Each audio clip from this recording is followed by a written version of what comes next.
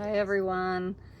We are sitting in our first kind of traffic of the whole trip. Wanted to give everybody an update. We are tired in a good way. We, as you guys know, as soon as we have cats in our trailer, we do not leave our trailer or our rig.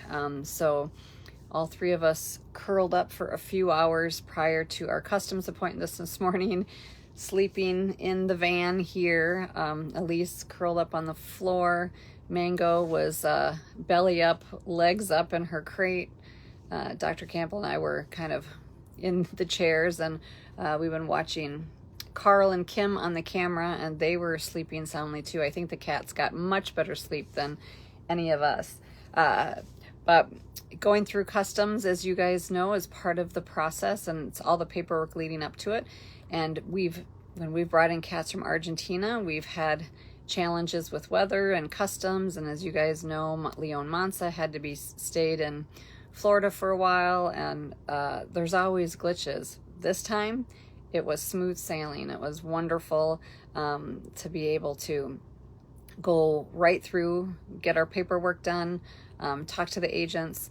The U.S. Fish and Wildlife agent was great and very knowledgeable. He's worked on several seizure cases in the U.S., was talking about chimp crazy and what's going on there. And so thank you to our U.S. Fish and Wildlife agents in the U.S., as well as those authorities in Canada that continue to crack down on the bad players that are exploiting animals. And so kind of where my head is going, maybe from lack of sleep or whatever else, or the stress of having a baby again, a cub. You know, seeing those videos and photos of Mango, you know, it's just the adorable, the perfect, the angel, all of that comes to mind. And when I see that, my heart fills with joy, but also my heart fills with sadness.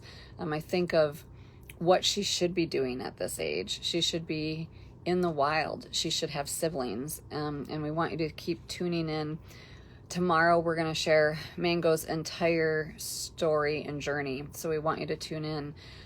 But kind of one of our strategies here at the sanctuary is we get that lion cub, just like Dash, is going to get a lot of social media attention. And unfortunately, in this world, people scrolling are stopping and seeing all those African servals kept as pets, people petting tigers and lions. And it's hard to compete with an educational message of stop the craziness, right? Stop the scroll and realize that these are animals and a lot of them are in poor situations. So what we're going to do is we are going to showcase Mango. There is a page for her on Instagram. And of course, right now it's all the happy moments because her life was saved by some very generous caregivers and people at Aspen Valley. But we're going to have to do it with an educational message. Our goal is to get those scrollers to see cute Mango, but then stop, to really teach them why we shouldn't be having a lion cub grow up in captivity without a mother, without siblings. You know, it is bittersweet. When I was at Aspen Valley, and most of their work is wildlife rehab, and they get to see those animals that they care for, that they save the lives, that they bottle feed, that they've recovered from injury, go right back out to the wild. And so this is very different. These cats have been saved from bad circumstances. They've moved probably 4 times now in their life.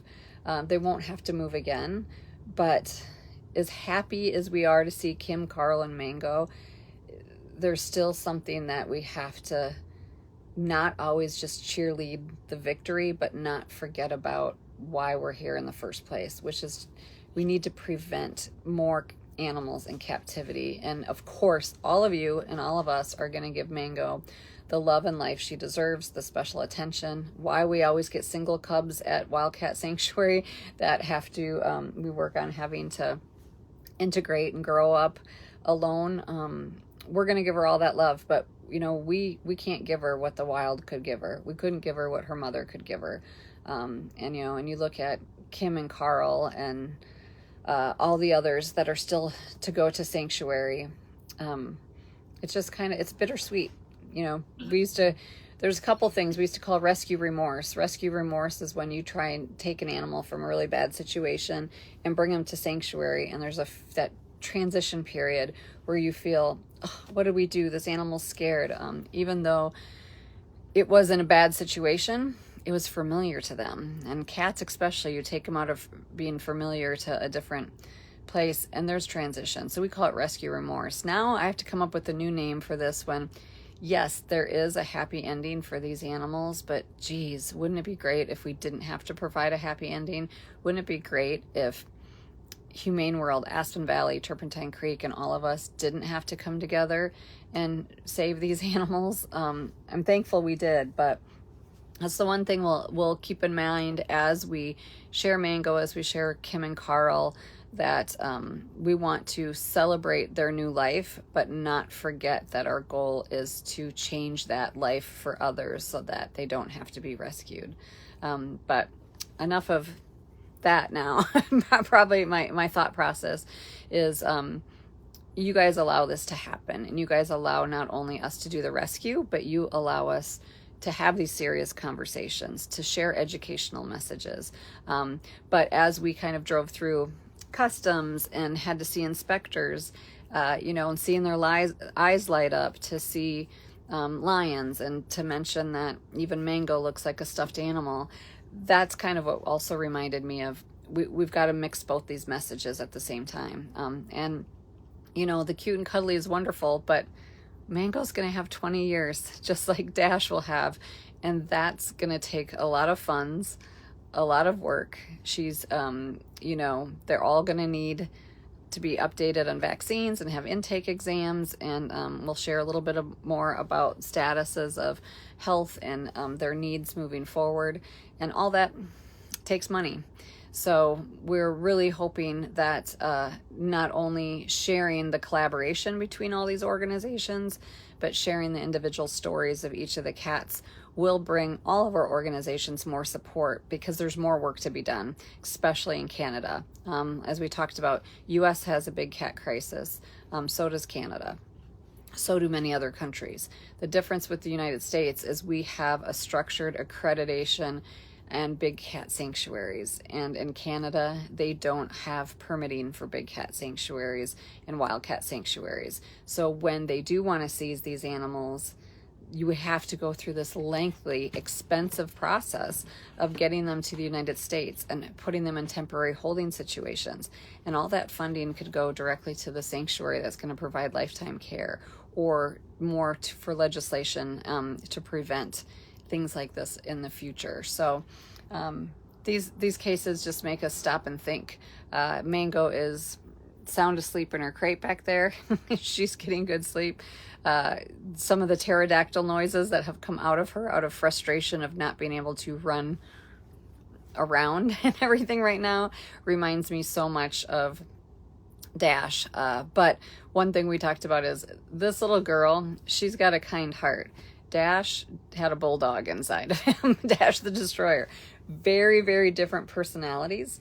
But when we could talk a little bit about Mango tomorrow, I want you to tune in, because we'll talk about where she's at stage-wise, where she's at in the weaning process, what's her diet like, what's her next steps like, and some really what her background is, which is what I really want to take away is that, yes, she is saved and happy, but it's been a tough going, and there's a lot to share, and a lot of inspiration there to end these roadside zoos, to end trafficking of cubs, to end exploitation of them.